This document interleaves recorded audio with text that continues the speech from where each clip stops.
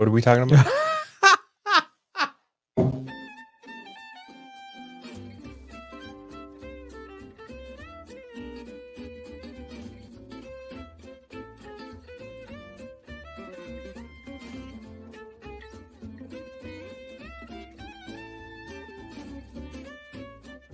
How do you do, neighbor? It's Berean Spirits time once again. The boys have gathered around, and they're ready for you. So join in, make comments, and study with the guys as they try to study as the Bereans did in Acts chapter 17. And now, here's the guys.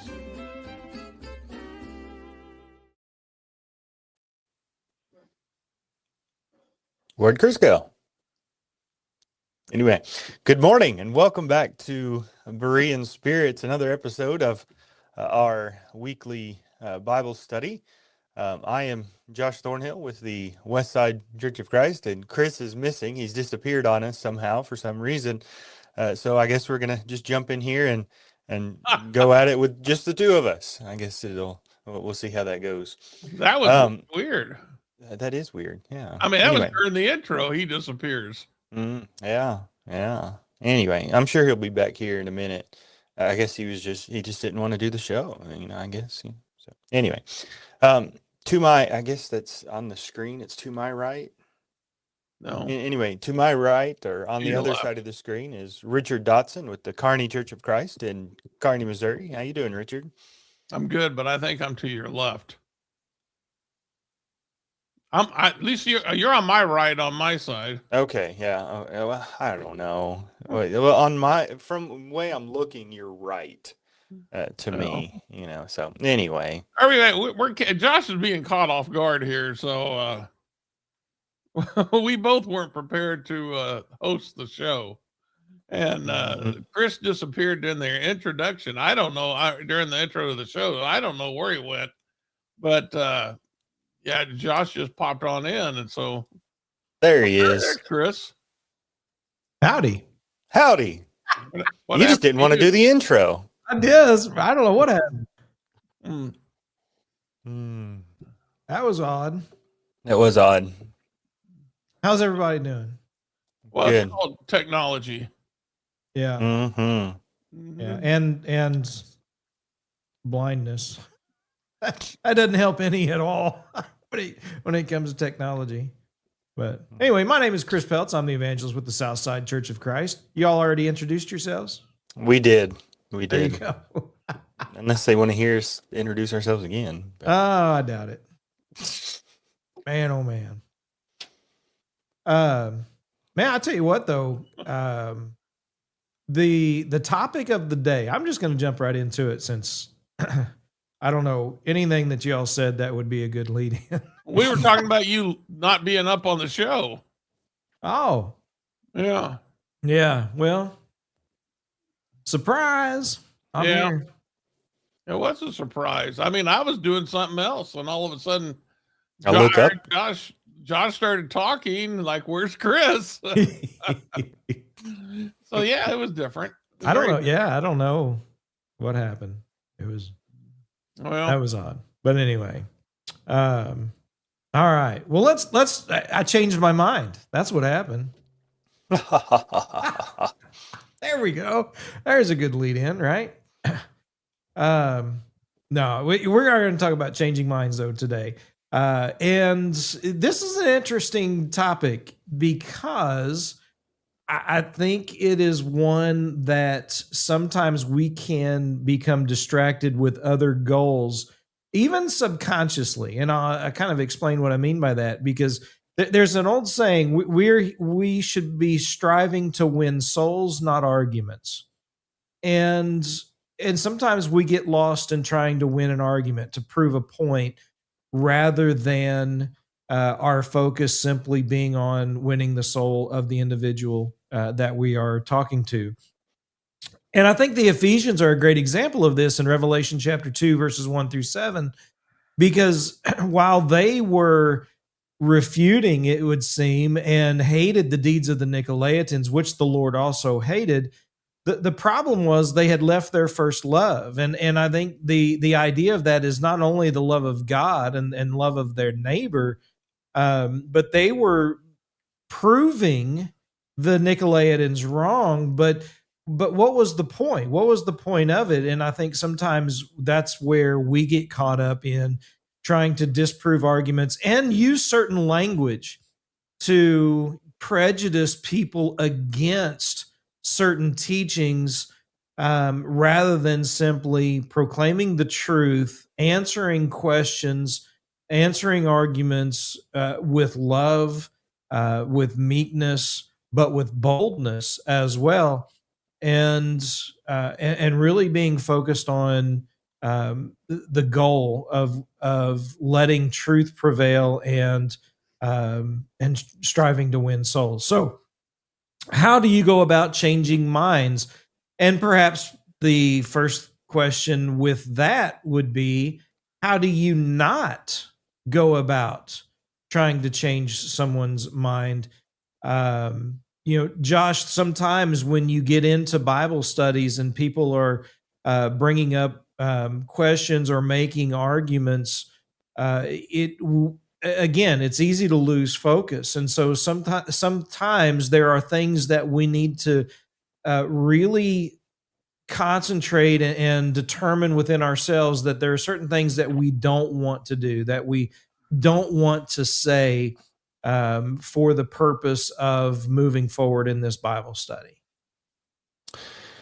Yeah, and I think there's that old idea of,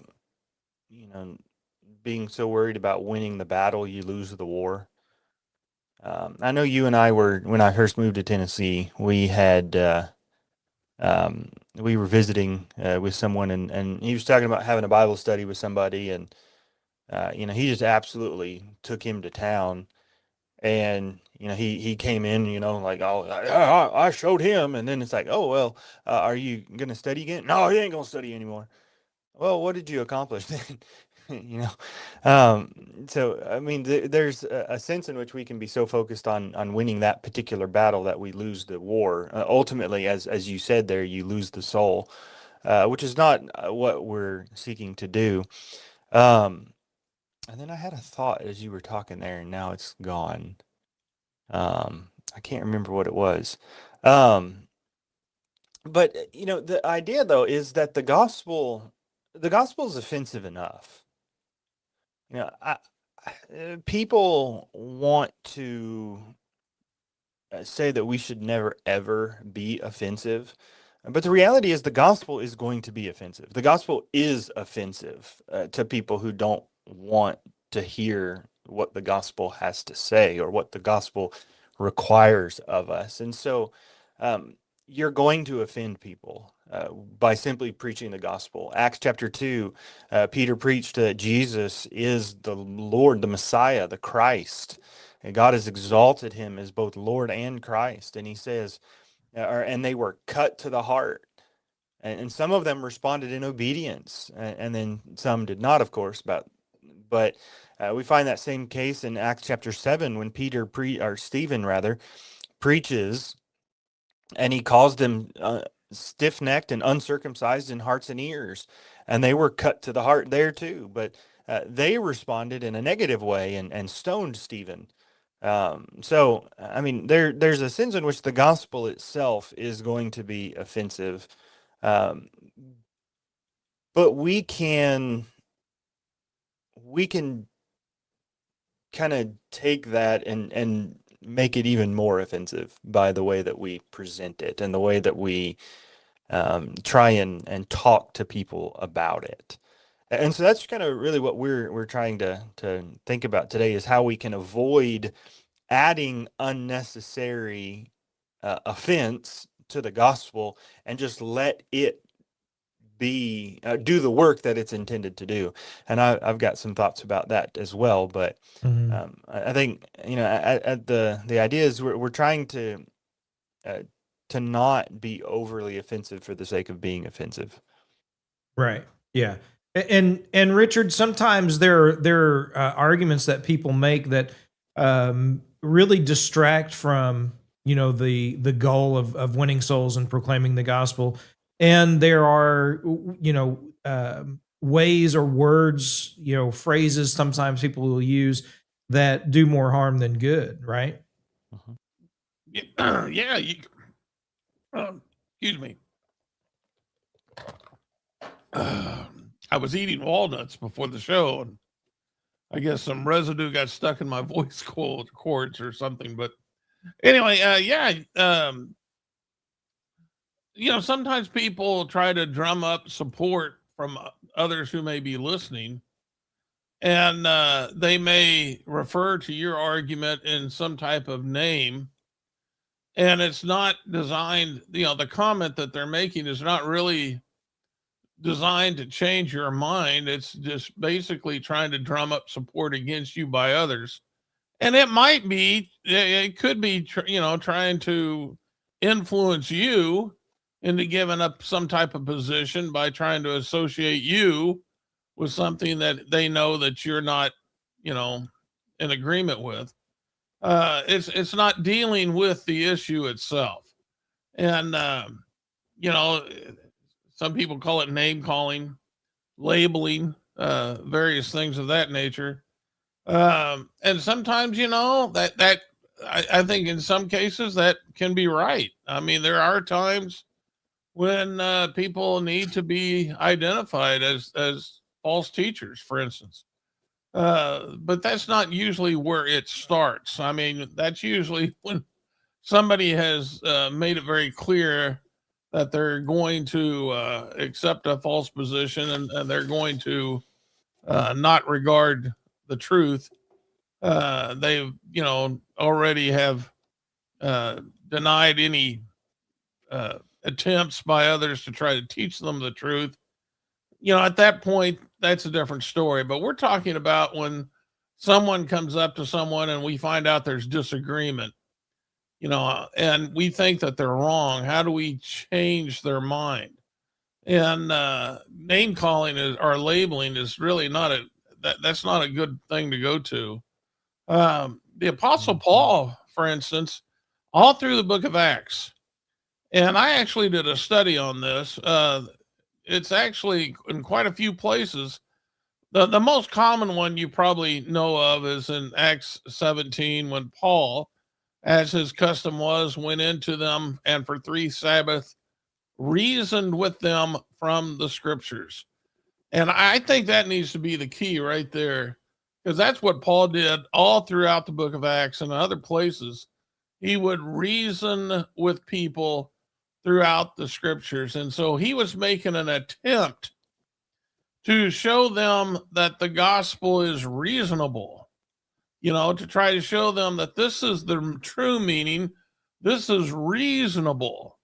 And that's what I think what we need to be doing with other people is talking to them with respect and showing them the gospel and reasoning with them and trying to get them to at least accept the truth. But that's all part of planting, the seed. And we have to be very careful how we plant the seed, because we don't want to hinder its growth. We don't want to be a reason why somebody would not want to accept it. There's been a lot of times when people may not like the person who teaches them the gospel, and they start fighting the whole idea about the message just because they don't want to admit the person that taught them was correct. And that's what we don't want. So we got to be very careful about that. Sometimes there are words or terms that are used. You talked about labeling earlier, and I want to give a couple of examples very quickly, and I want to talk about a couple of differences as well. For example, the difference between Calvinism or Calvinists and Campbellites, right? Because oftentimes you'll hear the term Campbellite, and it's a derogatory word. It's used to prejudice people against listening to something that usually members of the Lord's church would be teaching, and they'll call them Campbellites in an effort not only just to prejudice, but to try and make the argument that what they're teaching started with Alexander Campbell, for example. And so they'll use that term and they'll use that label, and it's used to, again, prejudice rather than to try to win over. It's used to try and get people not to listen to the arguments that are being made. And you think, well, aren't you doing the same thing by using the term or idea of Calvinist?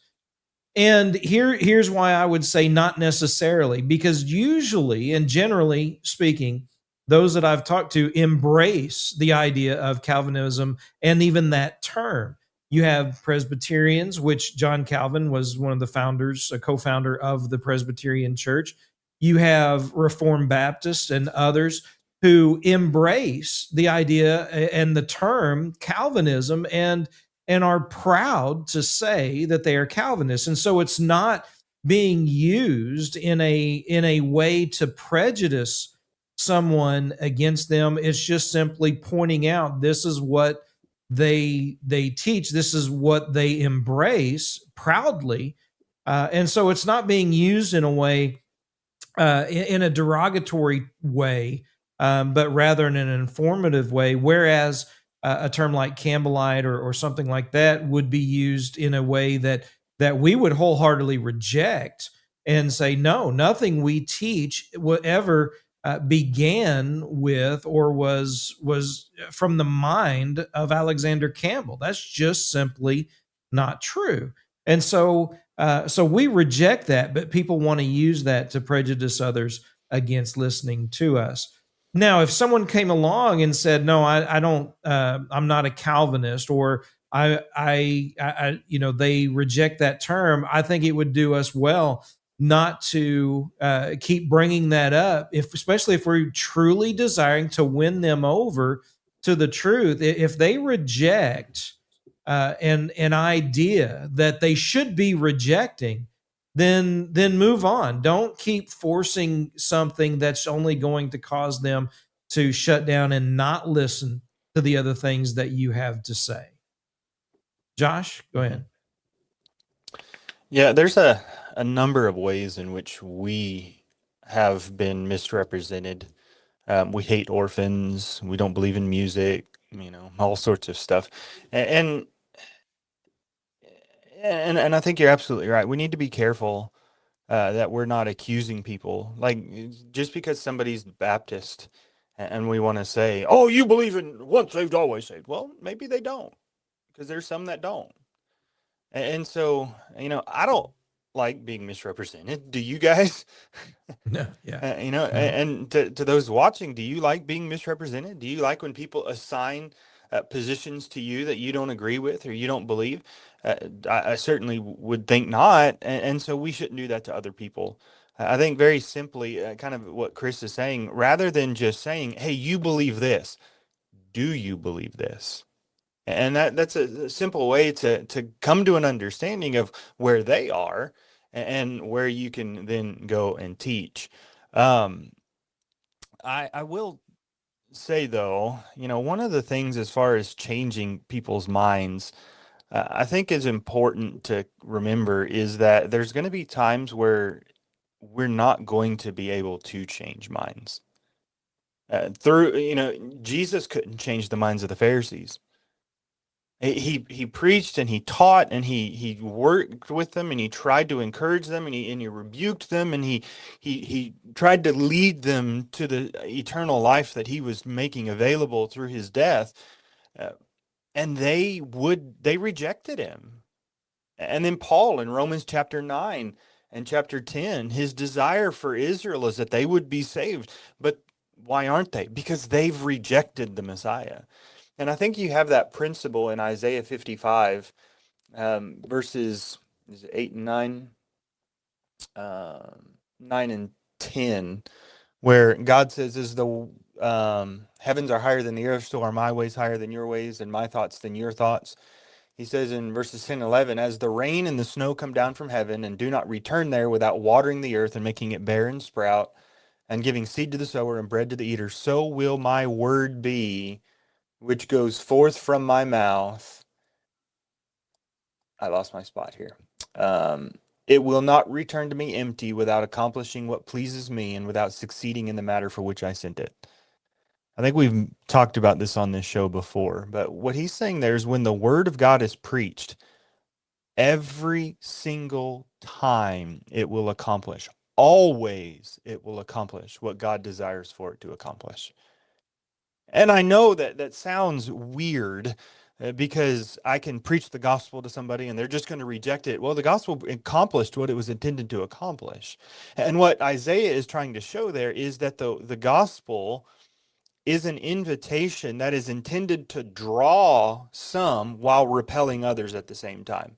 That's part of the point there in Romans 9 and verse 18 when he talks about he has mercy on those that he desires and hardens whom he desires. It's not that God is just indiscriminately hardening the hearts of people so that they cannot receive the truth. But the reality is the word of God is going to accomplish one of two things. It's either going to draw you in or it's going to harden you. And so there's going to be some people that we're talking to that we're not going to change their minds. And we need to have the wisdom to determine who do I need to spend this time with and really try and implement some of the things that we're talking about here to win them over versus who do I need to shake the dust off my feet because they're just not going to hear. No matter how well we can speak and present the truth sometimes it's not going to change the minds of people. And I think that is a realization that can help us from getting discouraged sometimes when we're trying to change minds. Yeah. And, sometimes in this effort that we're engaged in proclaiming the gospel, we get into this mindset that if we're going to change minds, we have to be the one talking. And sometimes the best way to change minds is to let people talk and listen and have patience and hear what it is they have to say and be sincere about it, right? Let them know and understand that you are listening to what they say and ask questions to cause them to talk more and draw out from them how they got to certain conclusions, what passages they were looking at, where did they find these things? Let them talk. And in some instances, in my experience, people have talked themselves out of the things that they believe when they hear themselves actually going through the process of how they got to that conclusion or where who they heard it from or where they heard it. And so sometimes it's not just a matter of, oh, we've got to be the ones speaking. Sometimes we have more control of a situation when we're just listening and hearing out and gaining the information from them that we are studying with and trying to change their minds. How can you change their mind if you don't know what is in their mind? I guess would be one way of asking that question. And so let them tell you, listen to what they're saying so that you know what needs to be changed and then formulate, the best way to go about it from the scriptures in order to make that change happen. Chris Kramer made a comment, and I think it goes with what Chris Peltz just said. And I'm going to put it up here. He goes, it's hard to change a mind that doesn't think it needs to change. Jesus said that he came to heal the sick. The Pharisees did not believe they were sick. Well, and that's true. All right. The Christian is described as a sower. We go out sowing the seed. And that's exactly what we're supposed to do. 1 Corinthians 3:6, I planted, Apollos watered, Paul said, but God gives the increase. Now, when we think about that, that metaphor, I guess you'd say, as a Christian teaching the gospel is like a farmer sowing seed. When we think about that, I can't help but think about my father-in-law, Chris's father-in-law, our wives or sisters, but he loves gardening, big time gardener. I mean, he takes it very, very serious. And he has a place that he has that is really not conducive for gardens.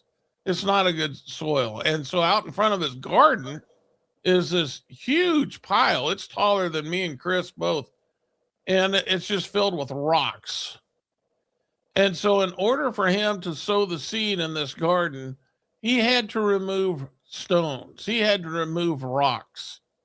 And I think a lot of times Christians fail to see that not everybody is searching when we first teach the gospel. Not everybody has a love for the truth. They have all they got are rocks. And in order for us to plant the seed, we're going to have to remove those rocks. And I'm speaking metaphorically. And so we may have to try to develop a good example before them so that they would, have a desire for the truth, a love for the truth. And we do that, like Jesus said, by letting our light shine before men, letting them see Christ in our lives and how it works.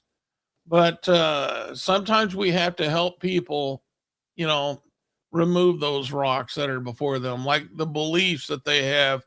And I think that goes along with what Chris said. There was a time when I was preaching a meeting down in Tulsa, and I was eating breakfast with the elder, and the waitress came up. And he invited her to the gospel meeting, and she's like, "Oh," she said, I'm a teacher at such and such a, church." And I said, "Well, maybe we could study sometime. Would you like to have a Bible study?" And she was like, "Oh, yes. Oh, yes." But, the elder was quick to say, "Well, we'll be the one doing the teaching." And, after she left, I said, "Why can't she teach?" And he's like, "What?" I'm like, "Yeah, why not let her tell us what she believes? Let her make her points." And I said, and then we can just say, "Okay, how do you reconcile that with this?" And let her answer the question. Put that in front of her. And Chris, Josh, that's how I think sometimes we remove the rocks from the garden, so to speak.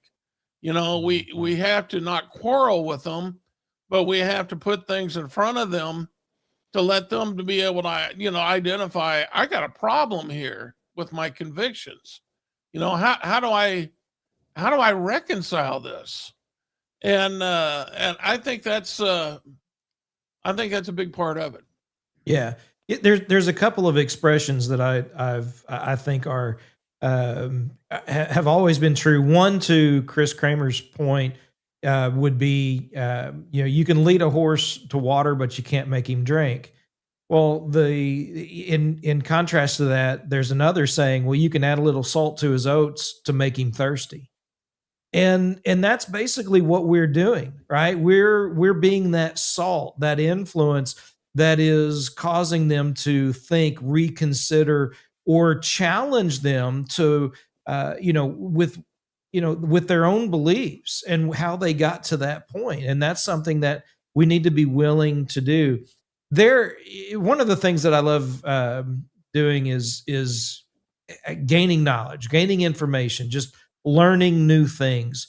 Well, there are interrogation tactics. If you ever watch these YouTube videos where these police officers are interrogating various suspects, one of the things they want to do is, to get the truth out, let them talk, get them to talking. That's one of the first things. And sometimes with various questions, you can lead a conversation, but people think that they have to be doing the talking if they're going to be in control. And that couldn't be further from the truth. That isn't the case hardly at all. Sometimes you can be very much in control of the situation and very subtly guiding the conversation or the study while they're doing the majority of the talking, right? You can still control the situation, and it takes practice. It's something you've got to be out there doing, but nevertheless, it's going to be hard to change a mind or convince someone that their mind needs to be changed if you don't even know, as we mentioned earlier, where they're at, what they believe, and letting them talk is one of the first ways to do that, is to find that out, and then challenge it, in all kindness and love and gentleness, but with boldness, challenge it and welcome the opportunity to be challenged. 1 Peter 3 verse 15, we need to be ready to give an account and an answer for the hope that is in us to all those who ask. And so, we need to be ready to answer questions. And we need to also keep that in mind. Not only are we asking questions, but we need to be ready to answer questions, which means we need to welcome people to ask us questions as well. Can I make a point here real quick? Everybody has to deal with the thought of death. And you got to live with, the idea that all men die. And everybody has to, they have to find a way to live with that. And so convictions arise in every person's heart that enable them to help to live with the inevitable fact that they're going to die. What's next? And so, going into any study or any thought about eternity with anybody, you're going to have to take that into consideration that, they have more than likely already have formed some type of conviction to help them deal with the fact that they're going to die. What's next? I mean, that's what you're going to have to, and that can be a big obstacle. That can be a big rock. Absolutely. Go ahead, Josh. I think, to what you were saying earlier about, being ready to answer questions, I think there's the thing that we need to remember, that truth fears no investigation. We should have confidence in the truth and the truth's ability to prevail. We may not have a confidence in our ability to speak the truth and to share the truth, but the truth itself is what is important, and that's what will prevail ultimately. We had one of our elders did a invitation last night, and he was talking about supposed contradictions in the Bible, and pointed out one particular contradiction or supposed contradiction, and was giving some plausible answers to that. And I think there's some very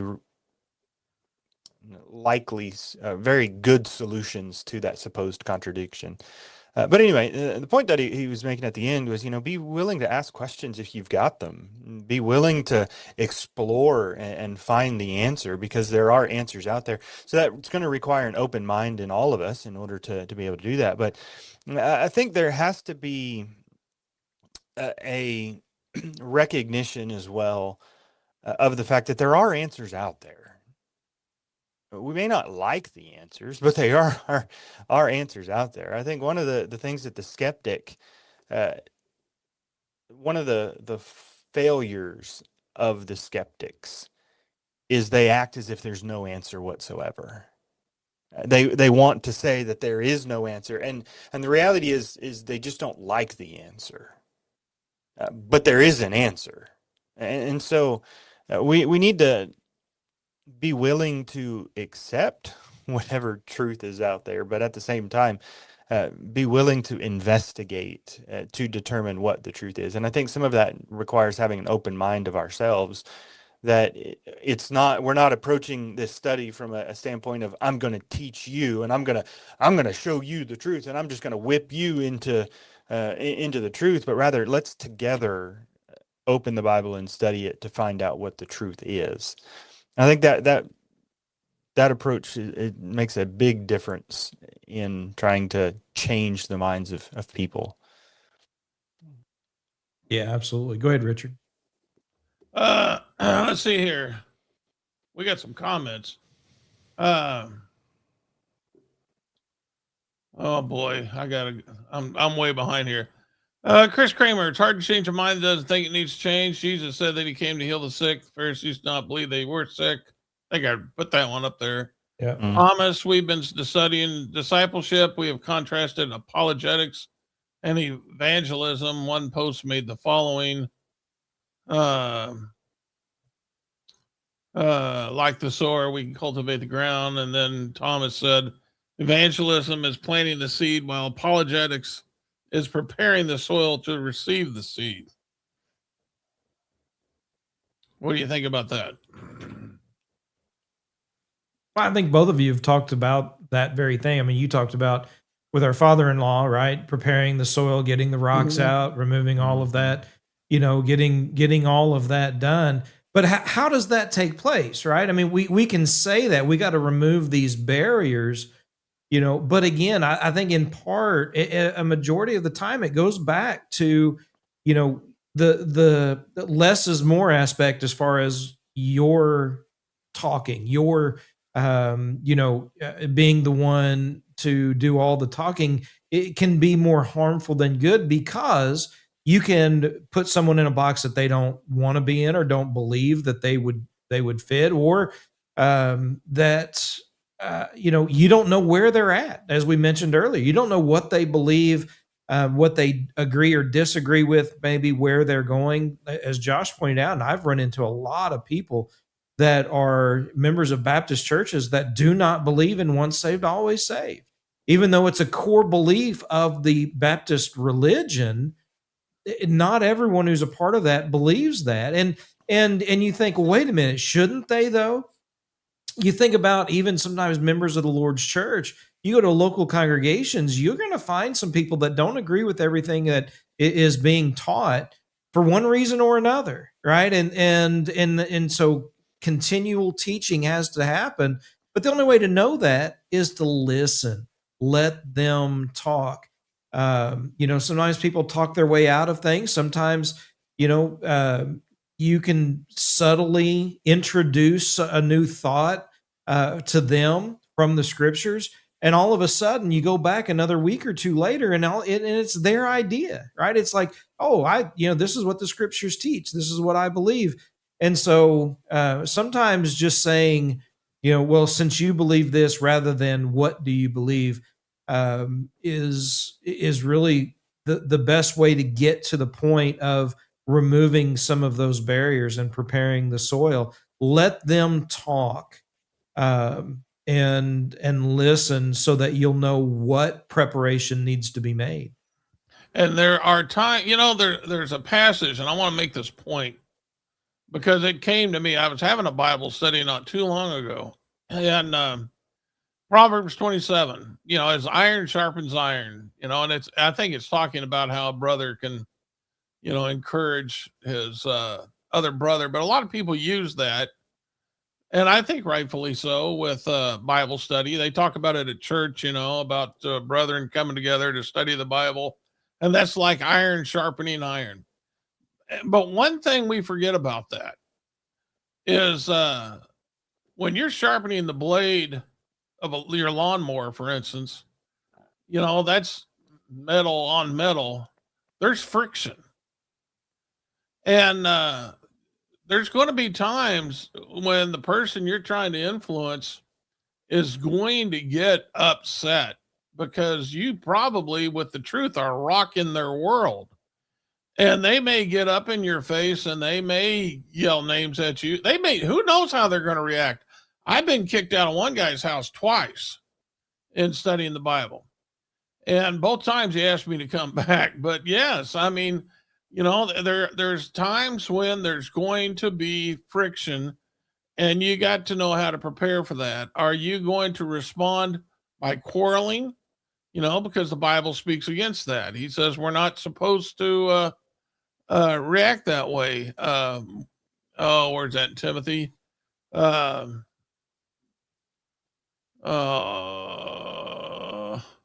Let me look it up here. 2 Timothy 2:24. Servant of the Lord must not quarrel, but be gentle to all, able to teach, patient in humility, correcting those who are in opposition.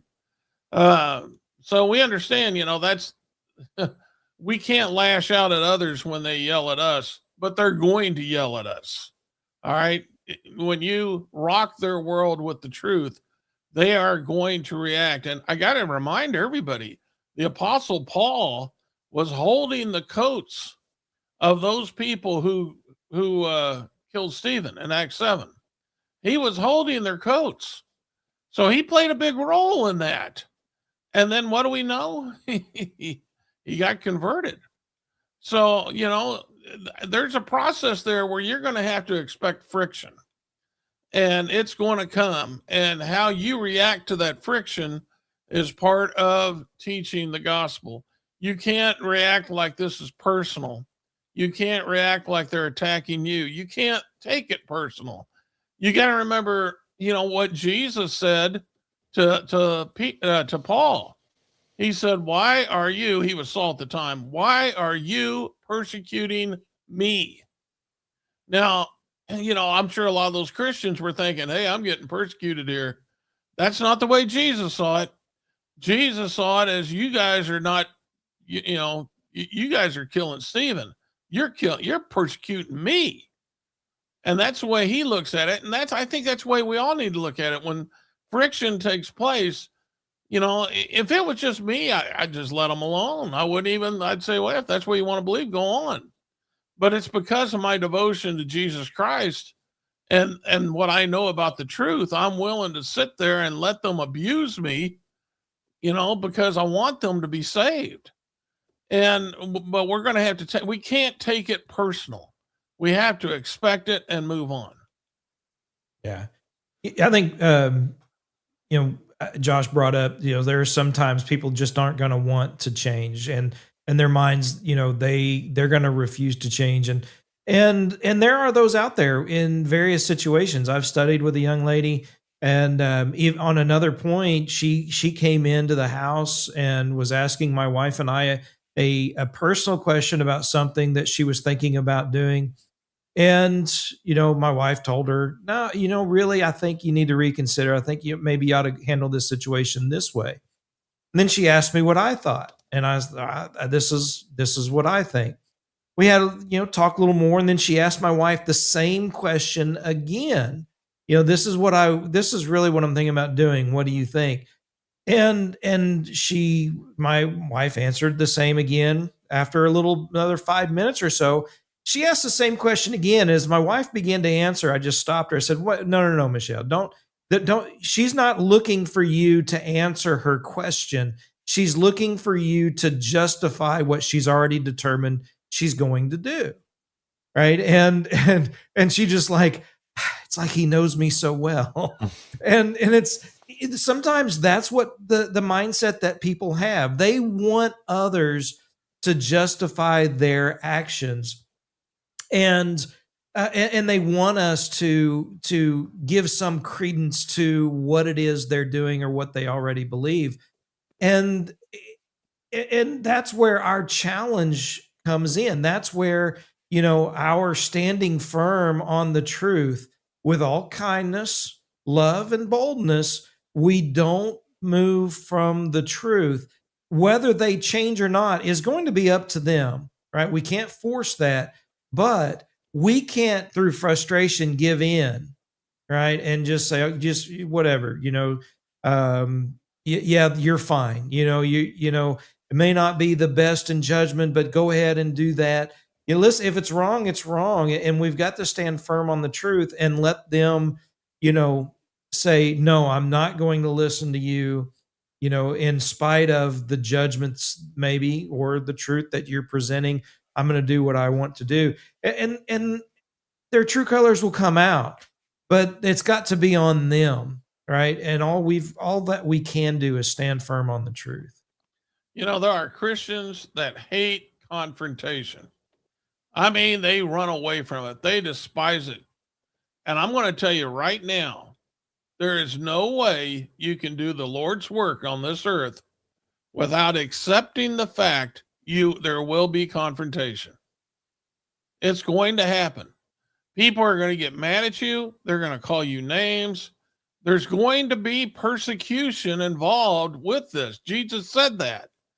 And until Christians accept that fact, that there's going to be persecution, even at church, among brethren, there's going to be persecution. Until we accept that fact, then a lot of the work's not going to get done, because I know people who hate confrontation so much, they are not addressing other people's needs in being shown that they're wrong about a conviction that they have. And that's unfortunate. Go ahead, Josh.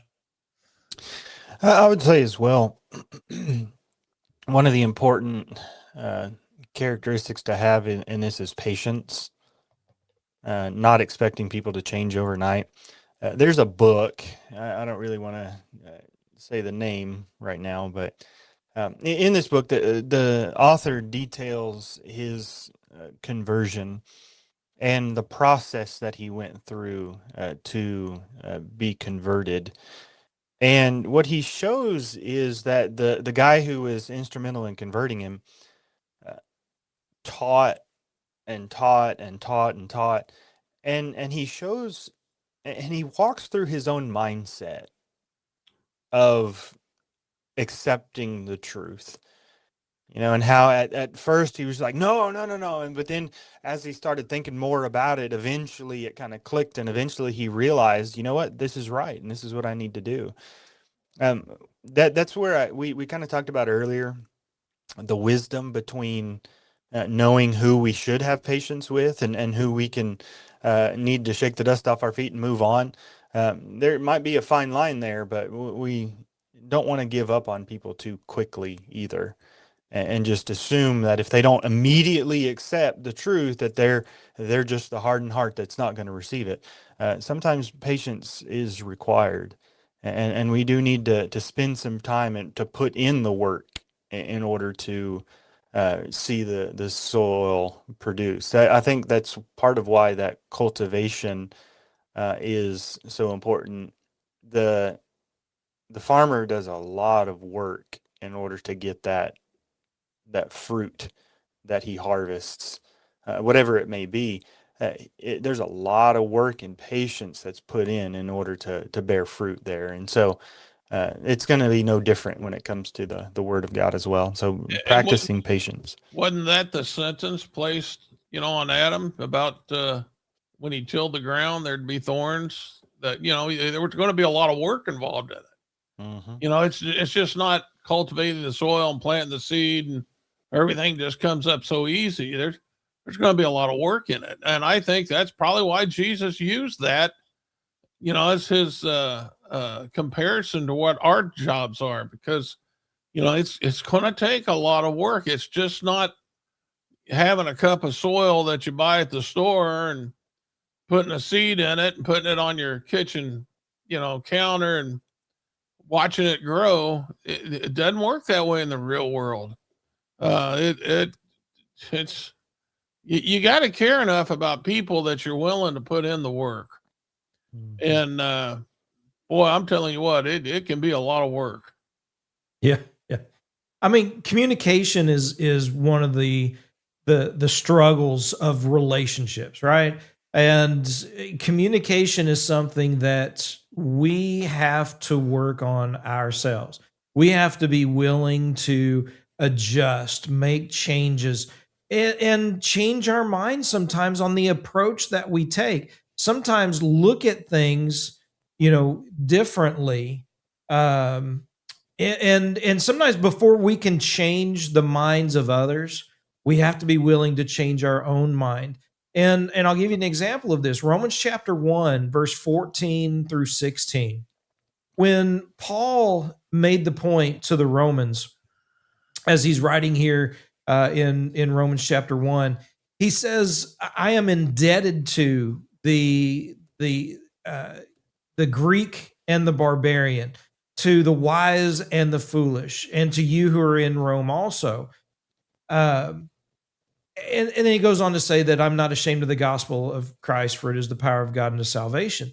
But why is he indebted to them, right? Usually we have this mindset that, what have they done for us? All right, because I'm going to return a favor. I'm going to do this because they did this for me. And what Paul is saying here is, I'm indebted to them. And it's not that they've done anything for me. 1 John chapter 4 in verses 10 and 11, you read there that, not that we loved God, but that he loved us and gave his only begotten son to be that propitiation. But he goes on to say that because God loved us, we ought to love one another. And that word ought is the same word in Romans 1 verse 14, where Paul says indebted or owe it to them. And you see why it is we owe it to our brethren. It's not because our brethren have done anything for us. It's because God and what he has done for us. And so sometimes changing our mind on even the reason or the purpose that we're engaging in this study needs to take place first, right? We owe it to them, not because they've done anything for us, but because of what God has done for us.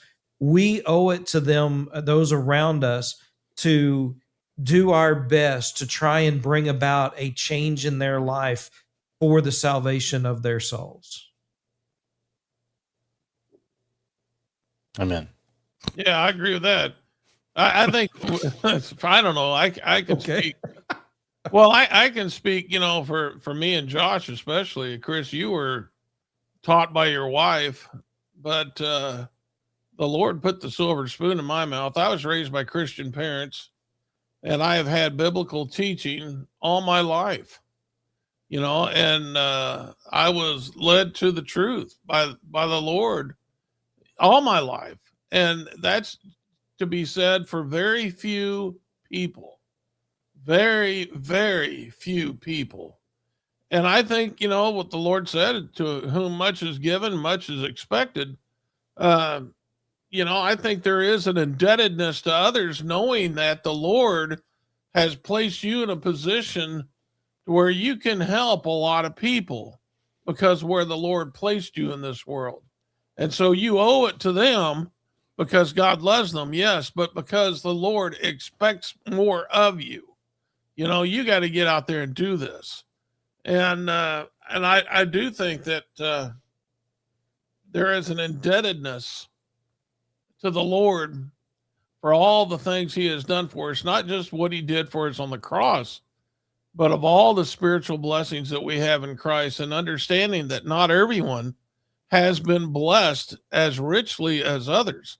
And those of us who have been blessed more, we have to understand that more is expected. We need to take what the Lord has taught us and then go out and share that with other people. Those people who had not had that silver spiritual spoon in their mouth, we should feel indebted to go and take that gospel to them. Absolutely. Josh, you got any last thoughts? Well, I guess our we need to make it our focus to change the hearts of people, because that's where Christ is reigning. Yeah. It's not that Jesus is going to come back to Jerusalem and reign. He's going to reign in the hearts and lives of people. And our goal is to help open up the hearts of people to receive him as king and to honor him. And so having the wisdom, patience, love, all of those things to accomplish that is going to be necessary. Richard, last thoughts? Yeah. 2 Timothy 2:23 and 24, have nothing to do with foolish, ignorant controversies. You know that they breed quarrels. Be able to distinguish between that and the truth. Don't get involved in, like, politics. That's going to lead to arguments. I mean, there's no reason at all in trying to teach the gospel to get into politics. Stick with what is going to be confrontational, and that is the gospel. And then everything else, like politics, will have far-reaching effects, but stick with the gospel and don't waste your time with some of these other things. Yeah. And I would add this, I mentioned earlier, sometimes it means we have to change our own mind in our approach. And people are asking themselves sometimes the question, who am I? Who am I to go and to teach the gospel? Who am I to go out and share that word with people around me? Who was Moses to be sent back to Egypt? Moses was raised in Pharaoh's house, but yet he was taught in all the ways of the Hebrews. He knew both sides. So he was perfectly equipped to go and to lead the children of Israel out of Egypt. Who was Jesus to be our mediator, right? Even now, pleading our case before God. Well, he is God and he is man. He knows both sides of the case. So he can plead our case because he's been man, and he before God the Father because he's God. Well, who are we? We were sinners. We were separated from God because of our sin, and we've been cleansed of our sin by the blood of Christ. We know what it's like to be apart from him and in need of salvation, and we know what it's like to have hope of eternal life and the glories of heaven. We are equipped. God doesn't call the qualified, he qualifies the called. And that's what we need to do, is change our mind in our approach if we're going to expect to change the minds of those around us. Folks, we appreciate everybody who tunes in and listens to Berean Spirits. We try to be here every week on Thursday mornings. Plus, you can listen to the podcast as well on your favorite podcast app. Just search for Berean Spirits, and you should be able to find us there also and listen at your own convenience. You can always email us, bereanspirits@gmail.com also. But until next time, remember to search the scriptures with Berean Spirits.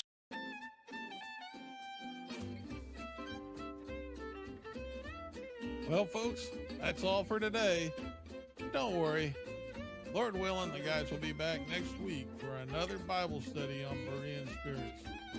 Until then, let the guys hear from you. Drop them some email at bereanspirits@gmail.com.